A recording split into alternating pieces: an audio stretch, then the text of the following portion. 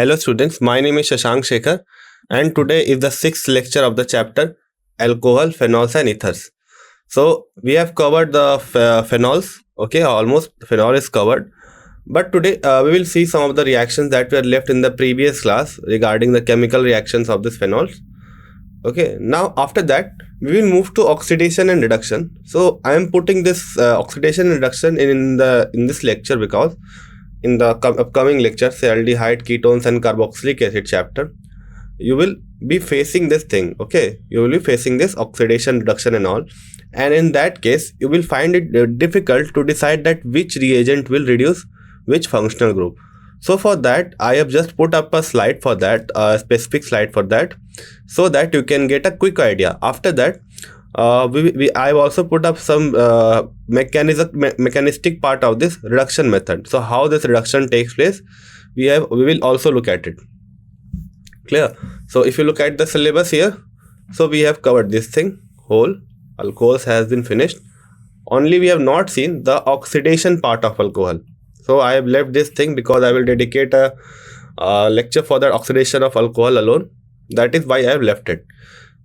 Talking about phenols, we have done nomenclature, we have seen the methods of preparation, physical properties. Regarding chemical properties, I have left some of the reactions, and the acidic nature of phenol is left, and also the acidic nature of alcohol is left. So we will see the acidic nature in the next class.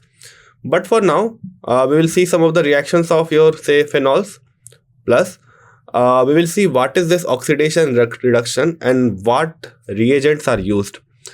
In terms of organic chemistry, you must have heard this oxidation and reduction when you have learned this chapter, that is redox reaction, where the oxidation and reduction was defined on the basis of transfer of electron. But here the basis is different. We will see that basis also. Clear? So let us start our today's lecture. If you look at the topics, we will see first some of the reactions that are coal-base and Reamer-Timmer and oxidation of phenol. Out of these three, I think this one is the most important one. That is Reamer-Timmer. I have put this mechanism also. We will not have to think more about it, but still to give a view of this reaction, to give a glance at this reaction would be helpful to imagine the product or to remember this reaction. Clear? Then we will move to this oxidation and reduction part. We will see what is oxidation reduction, and then we will see a list of this reducing agent and which species it can reduce or which functional group it can reduce. After that, we will see a general mechanism of reduction, and also we will see the illustration of this, say, LiLH4. Then BH3, which presents a special case for reduction. We will also look at its mechanism. Clear? So this is our today's topic, and tomorrow we will see this acidity of phenol. So this is the first reaction that we will study. I think this is the third reaction. Yes, this is the third reaction that we will study for phenol reactivity. So this phenol is kind of acidic in nature. For now, just take it as granted that it is acidic in nature, and the acidic hydrogen is this hydrogen. Clear? Now in this reaction, what we have done, we have used first of all NaOH to deprotonate this thing. Now why are we deprotonating it? Because if we deprotonate it, this negative charge, that is due to the ionic nature of your oxygen and sodium bond, may facilitate the delocalization of this electron more in this ring, and it will activate the ring more. Now since it is this ring is more electron rich, it will react with a weak nucleophile also. Okay, so what I said is that since the hydrogen and oxygen bond has been broken, and instead of that we have introduced O- and Na+, and this O- is now having a greater means the oxygen atom is having now a greater negative charge, almost close to 1 unit.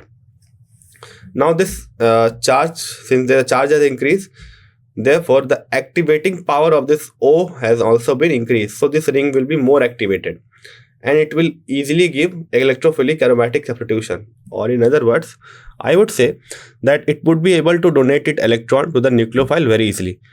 So due to this facilitation or due to this comfort, we are able to use a weak nucleophile, which is CO2. So generally, if you have to say make this out of this, you have to first make your Friedel-Crafts acylation. You will do the Friedel-Crafts acylation, and then we will oxidize this, say, acyl group to get our final acid. But to skip the two step, what we can do, we can just increase the electrophilicity of this ring by say deprotonating your oxygen. Now we have used a weak nucleophile, that is CO2. Along with this, now this due to this greater electron density on the benzene ring by the oxygen, it will attack this CO2 also. And further, what we will do, we will protonate this thing to get our final product. Now you must have seen this salicylic acid yesterday also, which we used to prepare, which we have used to prepare our aspirin by acetylation, or you can say esterification. You must have remembered. So it was the reaction with CH3 COCl to get this OH and COCH3. This is our aspirin. So the starting substrate can be produced in this way. Now I have told you one thing, that okay, first of all, yes, about the product. Why are we getting this product? Why are we not getting your para substituent? So you must have seen in the previous products also that para was formed in a greater amount. So what is the reason for formation of this product rather than para? For that, you must invoke the say principle of hydrogen bonding. So if you just expand the structure of COOH, write it in this way.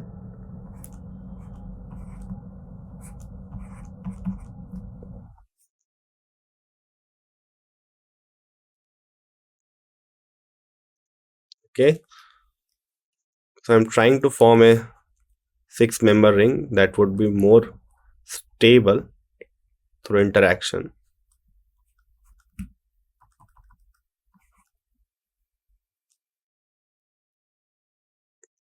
Yes, this is the hydrogen bonding that is present in your para substituted product. Okay, this is the hydrogen bonding. Now this interaction facilitates the production of this, or you can say major product formation of this salicylic acid.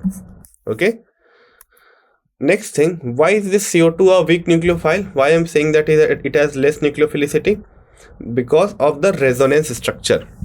So to be a better nucleophile, this carbon should be enough electropositive, or it should have a greater polarity. But first of all, due to the symmetrical structure of this CO2, it will have less polarity, less, or you can say almost zero dipole moment. Plus we have this, say, our resonance. Okay, we have the resonance which will kind of disturb your polarity. Okay, now both of these reasons are good enough to decrease the nucleophilicity of the carbon dioxide carbon center. And therefore we use a strong electrophile that has been formed by the deprotonation of a phenol. Okay, is this clear? So this is your Kolbe's reaction. So this is very important because you can be asked in a multi-step reaction by starting from phenol to your aspirin. So first you form your salicylic acid by Kolbe's reaction, and then you esterify this salicylic acid to get your final, say, aspirin product, that is salicylic I think it was acetyl salicylic aldehyde. Okay, clear? Now the next reaction is called the Reamer-Tiemer reaction.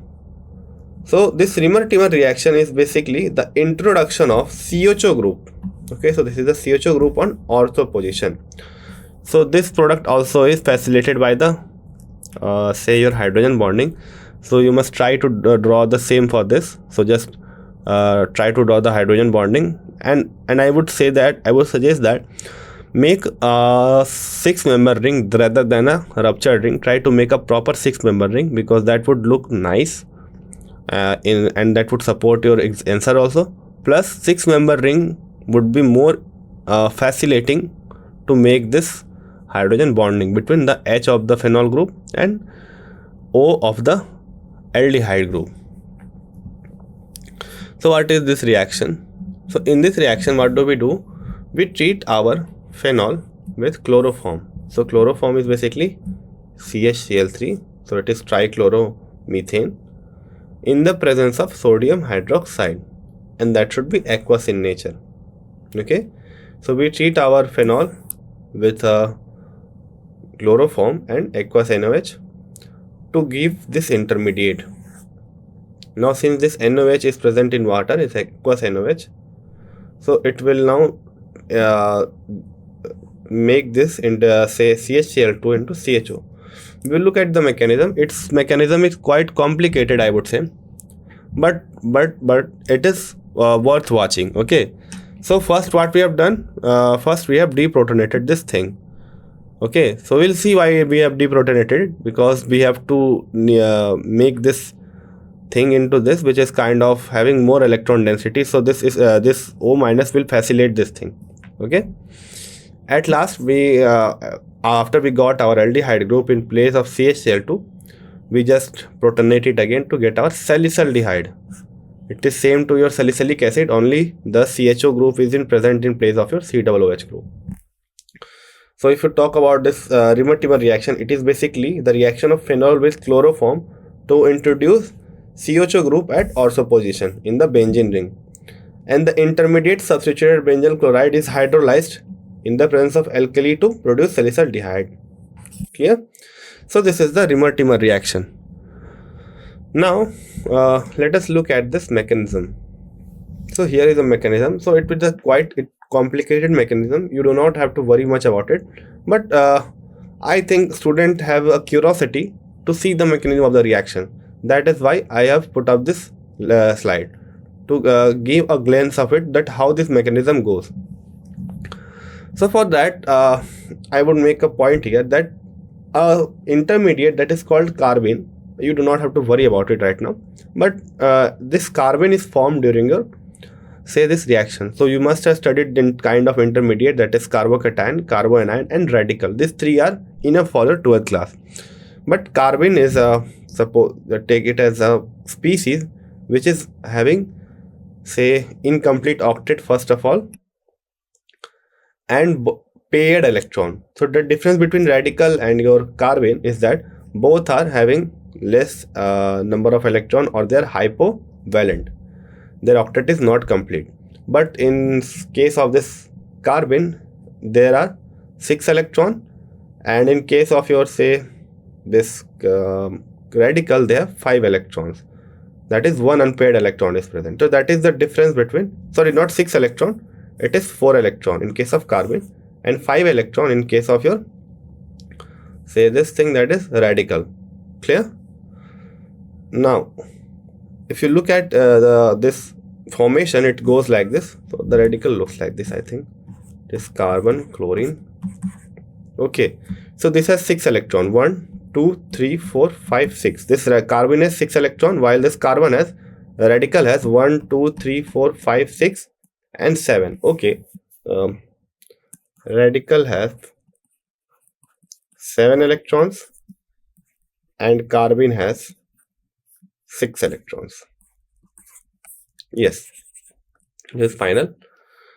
Now how does this formation takes place? So we have our base here. So this base will abstract the proton from chloroform and form this kind of carbanion. Now this Cl minus will leave along with its electron. So initially it has complete octet 1 2 3 4 5 6 7 8, but this chlorine takes away its electron and leaves. So 2 electron it takes and goes away, due to which 8 was here, minus 2 has been taken by chlorine. So 6 electrons are there in your carbene. Now we know that, okay, so we have increased this electrophilicity or electrophilicity, not your electron density on this ring by deprotonating it. Therefore it will quickly donate its electron and attack on this carbene. Now let me make it clear, this is very unstable intermediate. Okay, but it has a lifetime, of course. That is why it can be trapped and studied. Okay, whatever. So in this reaction, since we have deprotonated our phenol, it has increased the electron density on your phenol group, on your benzene ring, and now this oxygen will facilitate the attack on your CCl2. Clear? And how many electrons it will donate? It will donate 2 electrons. Now again this carbon has a negative charge, so it goes like this. So this now a interproton transfer take place from this carbon to this carbon, okay, and we get a kind of this structure. So first of all, what will happen? Carbon formation will take place by deprotonation, followed by leaving of Cl group along with its negative charge. Then the electrophilic aromatic substitution step will take place by the attack of your benzene on your CCl2 or carbon intermediate. Further removal of H, or you can say interproton transfer of H, to get our deprotonated this product. Okay. Further, what will happen? This will be facilitated by this thing. Okay. So this OH minus will change your CHCl to your Cl2. So it is simply a nucleophilic attack. This OH minus will attack here, and one Cl will leave. After that, so what will happen? Let me show you. So I'm just taking the side one, CH, Cl2. Okay, we have an R group. So first this OH minus will attack here, and this Cl will leave. This would result in this kind of species. Clear? Now further, since we have NaOH in this group, so it will again deprotonate this thing, and your charge will now be able to push this bond and remove your Cl out. So you will get your RCHO. Clear? So this R is this group here, so we get our RCHO. Sorry, this R is group here, and we get our RCHO. Now further we protonate it with help of H plus, and we got this salicylaldehyde. So this is the mechanism of Reamer-Timmer reaction. You do not have to worry about this species or anything. So I've just put up this mechanism to you can say satisfy your curiosity about the mechanistic aspect of this Reamer-Timmer reaction. Okay, because if you look at the reaction, it looks quite absurd. So if you look at just at the equation, so basically the reaction looked quite absurd, because initially it was this and finally it looks like this, and we have no signs of oxidation or something like that.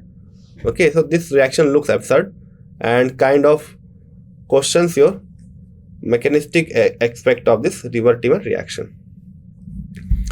Now we are done with the reactions of phenols.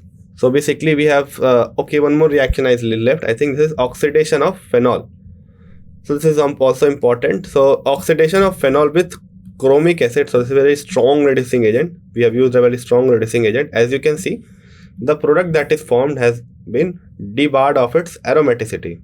Okay, why? Because there is no further conjugation. There is no further complete conjugation. So we have used a very strong reducing oxidizing agent, that is Na2Cr2O7 chromic acid.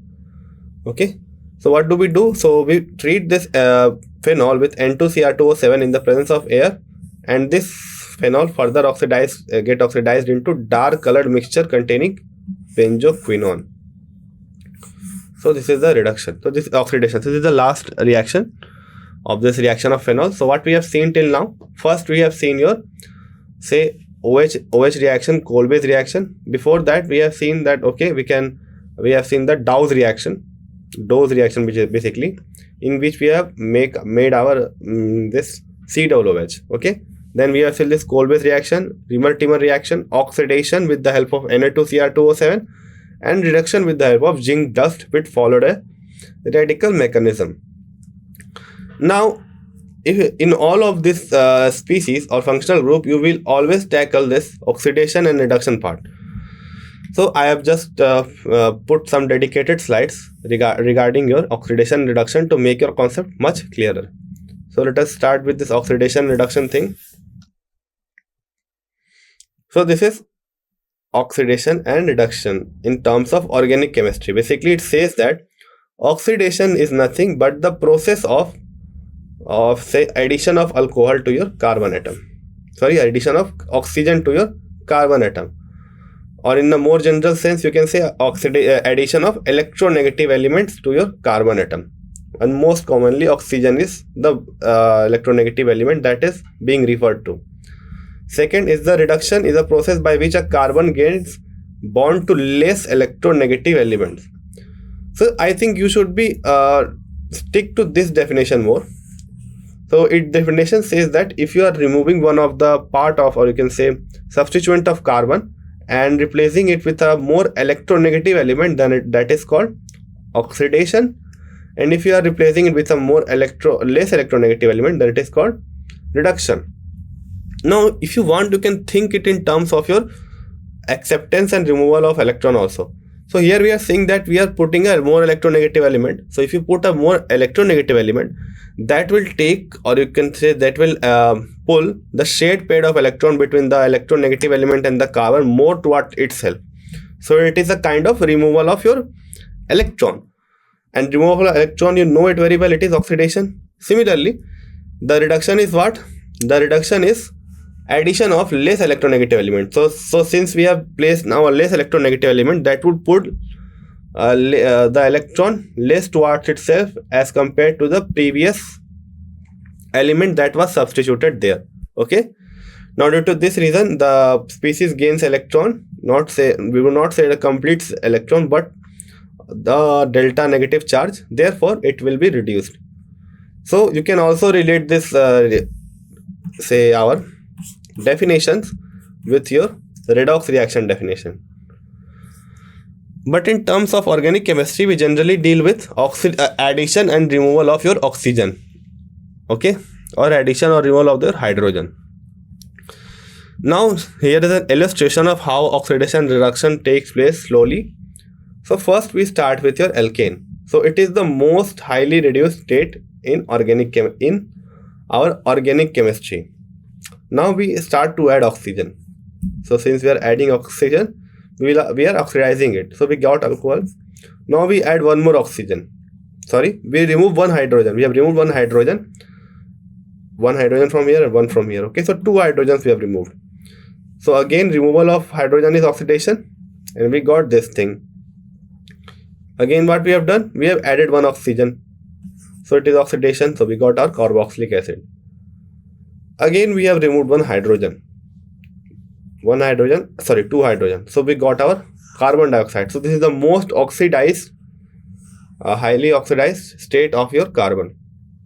Similarly, in the opposite fashion we can go. So we have C double bond O on both sides. Now first we have introduced two hydrogens. Okay. First we have introduced two hydrogens. So we have reduced it. Again, what we have done, we have removed one oxygen. So again we have reduced it.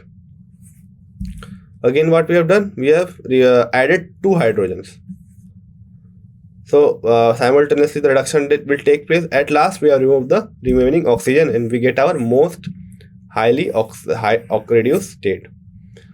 Okay, this is clear. So we are going to do this same thing throughout the oxidation reduction. We are going to add hydrogen or you can say add hydrogen or remove oxygen and vice versa.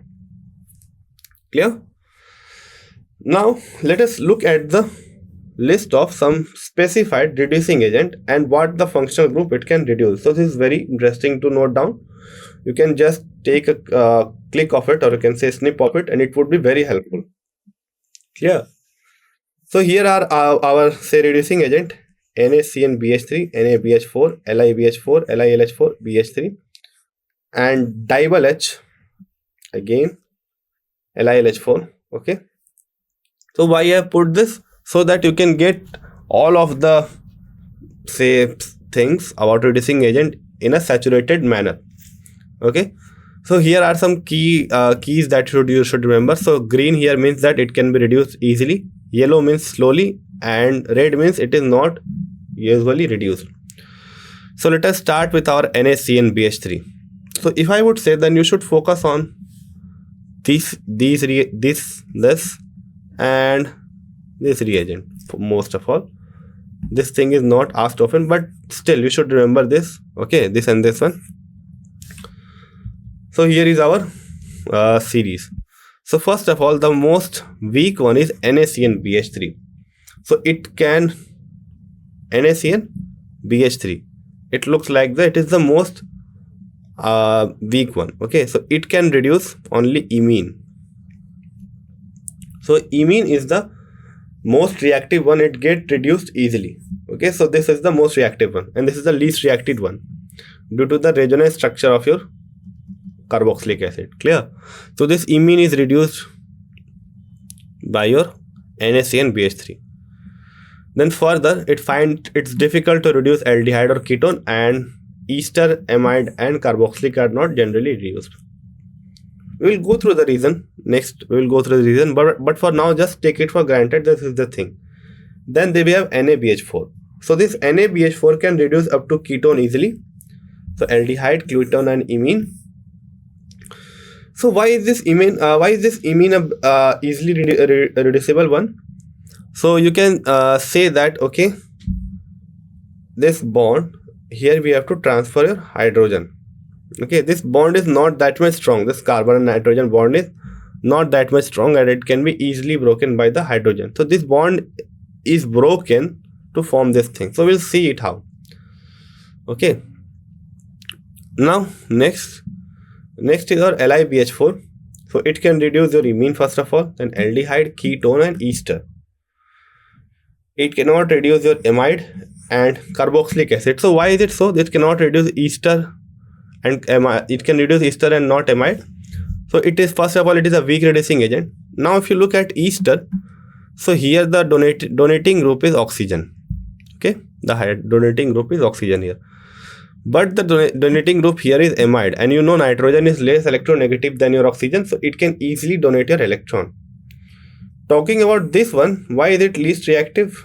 Because this kind of forms is identical resonance structure. If you just resonate it, you will see that by simple interproton transfer you can see a same resonating structure, identical resonating structure, and identical resonating structure makes this bond much stronger. Okay, clear?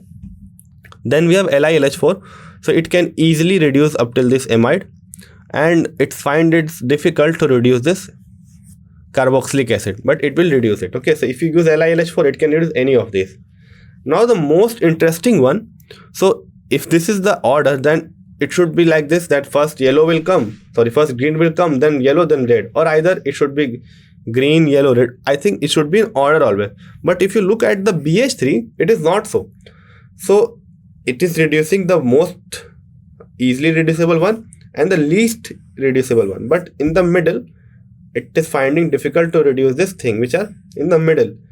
So you think it in this way. Suppose there is a wrestler which is able to defeat the most strong wrestler and the most weak wrestler, but the mid-core one are being a kind of difficulty for this the wrestler to defeat.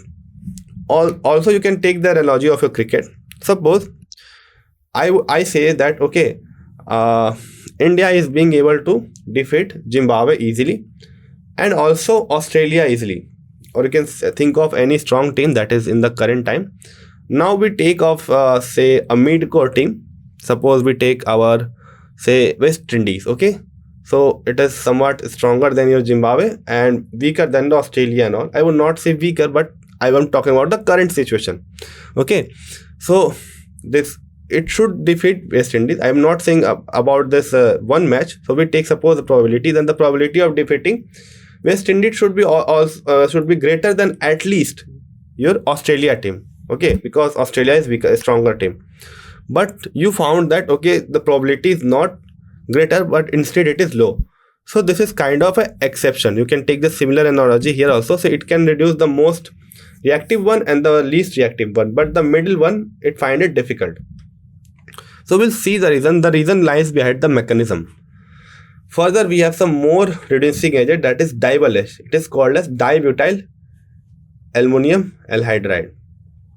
Okay, so it can reduce your ester First of all, how it will reduce? So first it will reduce your ester to alcohol and then to your ketone. Clear? Then we have LiLH4. So if we use LiLH4 as 0 degree Celsius, then it will reduce your amide to your ketone. And also we can reduce your carboxylic acid to your ketone by through your acyl chloride. So we'll see this reaction in the aldehyde, ketone and carboxylic acid, where we will convert our carboxylic acid to your acyl chloride by reaction with SOCl2 and further its reduction with any hydride donor. Okay, so we'll see this reaction. So this is the summary of the reducing agent. Okay, so this list would be quite helpful for you. So if you just try to remember it, and the logic is simple, that why is this most reactive, why is this least reactive. Okay, so we'll study more about its reactivity when we'll study your aldehyde, ketone and carboxylic acid. But for just now, just let's take the series as granted. Clear? Now talking about reducing reagent. So we'll look at how this mechanism of reduction takes place, how this reducing agent are able to reduce this functional group. So in general, what happens? This reduction takes place or is facilitated by the hydride transfer of your say from reducing agent to your carbonyl group. So here is the mechanism. So here what happens? Hydride is basically, this is called hydride, which is containing a hydrogen or negative charge. So this comes from a metal hydride, metallic hydride. Now this hydride will attack the nucleophilic center. This is nucleophilic center. Why? Because this carbon is electropositive, so it will have a delta positive charge, and oxygen is electronegative, so it will have a delta negative charge. Now since it has a delta positive charge and H minus a negative charge, so it will attack here, and further this will be protonated, this oxygen will be protonated, and we will get our alcohol. And this H plus comes from acid or water. So what are the three things? So there are three things that are happening in this case. First of all, hydride transfer is taking place. Hydride transfer is facilitated by nucleophilic attack. And third, one more thing. So we'll see this thing in some reactions only, that the carbonyl is made more nucleophilic by chelation with metal. So what happens here? So if we have a metal, counter metal ion, then the metal ion will kind of form a interaction with this oxygen. Now this will reduce the electron density in this bond and weaken this bond. Okay, so you must have seen a similar analogy in your hydrogen case. So here a hydrogen is introduced on this oxygen and the nucleophilicity of the center is increased. Similarly, if you introduce electropositive metal also, then it will say facilitate the reaction even more faster. Okay, so it happens in some reactions. That is a different matter, but you should be knowing about it. Clear? So this is the mechanism of reduction. Now let us take an illustration of lithium aluminum hydride to get a more clear picture. So here you can see very clearly that our counter ion, so LiLH4 basically looks like this. So this is Li plus and AlH4. So since this H one has extra H, it will have a negative charge. Now first of all, this lithium go and chelates, or you can say interacts with this oxygen which has a lone pair, and since lithium has a positive charge, so it forms an interaction. So the electron density is pulled toward this bond, so this to this interaction, therefore this bond weakens, and now this AlH4 transfers one of its hydrogen and form AlH3. So it's transfer one of its hydrogen, hydride, to this. So this negative charge attack on this nucleophilic center to give us this kind of species. Further, what happens? This negative charge again attacks on your aluminium. Okay, this again attacks on aluminium, and now the proton transfer takes place. So one water molecule donates its hydrogen to give your alcohol. So what are we getting here? We are getting here Li plus and Al3 plus. Okay, Al3 plus salts. So it will basically look like this: Li plus and Al3 plus salts. Clear? Now next, what will happen? In a more simplified way, if I want to talk, that here what happens is that we have simply taken one ketone, one hydride is being transferred by your lithium aluminum hydride, and further we get kind of this intermediate which is further protonated to give our final product. So if you compare this thing with a previous general mechanism, it would look same. Now I have said you earlier that this boron is kind of an exception. So it basically reduces the most reactive one and the least reactive one, but in the middle it finds it difficult to do so. What is the reason behind it? So we'll see in this slide. So in this mechanism, so first of all, the way in which your BH3 does the reduction is quite difficult, not difficult, is different from your all of the hydride donor. So in all of the hydride donor, whether LiBH4 or LiLH4 or you can say NaBH4, so all of those you can see that okay, they have a kind of NaCN BH3 also, they have a kind of this type of structure. Okay, so let me draw a much general one. So here we have a hydride on one of the say species, that is A, and there are 4 types of substituents, and this A is generally having 3 electrons, 3 valence electrons, therefore it carries a negative charge and this hydride is being transferred. So this is the general structure of the reducing agent with a counter ion which is having a positive charge. Clear? Now this BH3 is not similar to that. First of all, it is not ionic in any way, it is simply BH3. But BH3 is hypovalent. What is hypovalent? It is kind of having incomplete octet. If you look at the structure, it has BH3 looks like this. So it has 6 electrons and not 8. So it is hypovalent.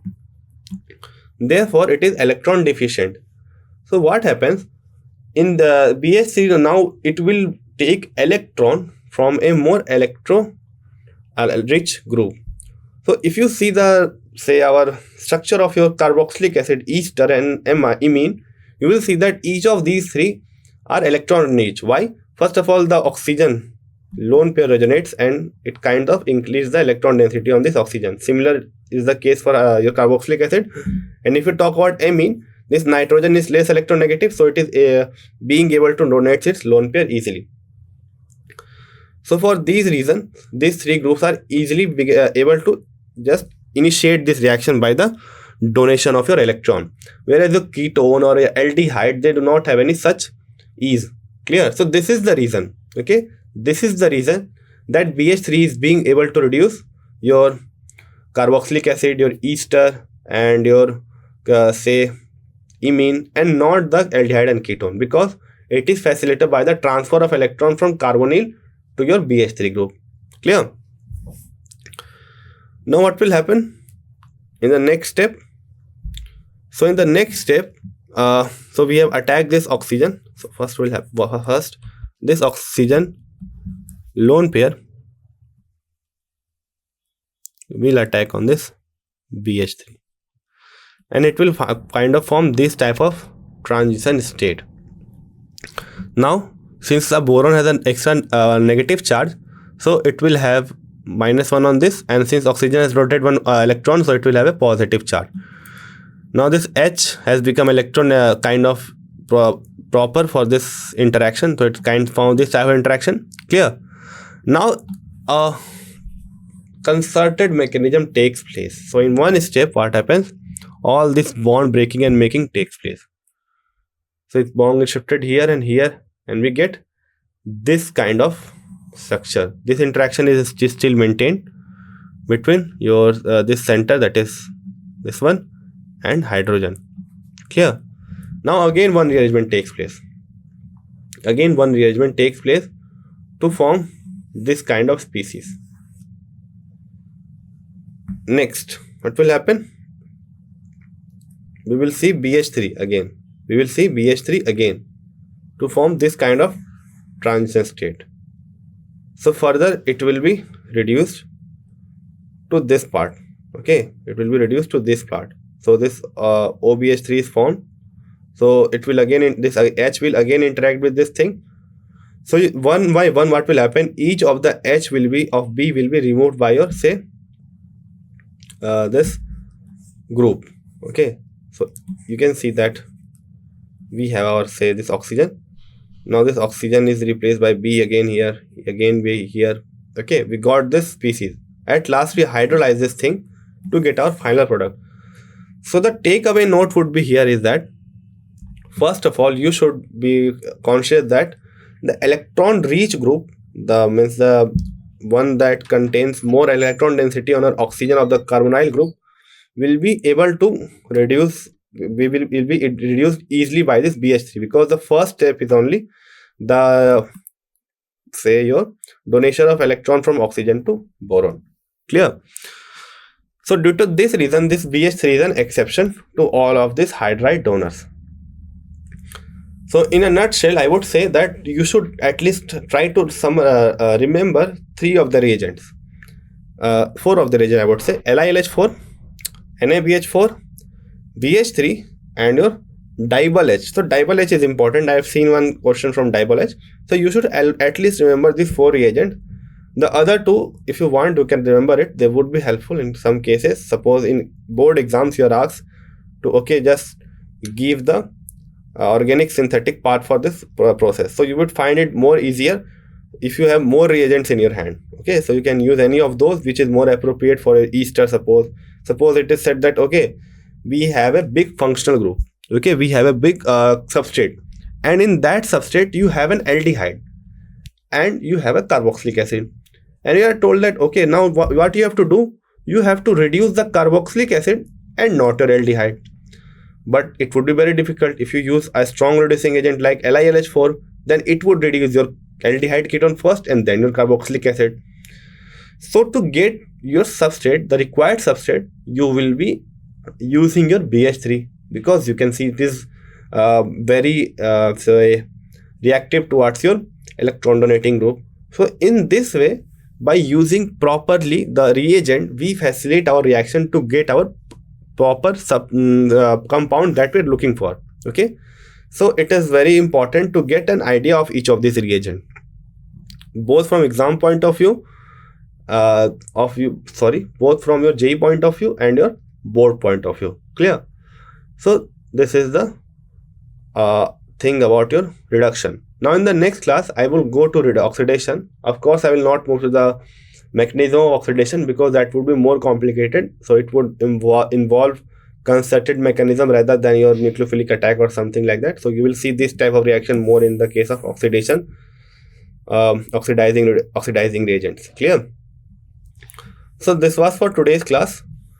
We have seen some of the reactions of your phenols, and we have seen a new species, that is carbene, and then we have seen oxidation of this phenol. After that we have moved to oxidation and reduction.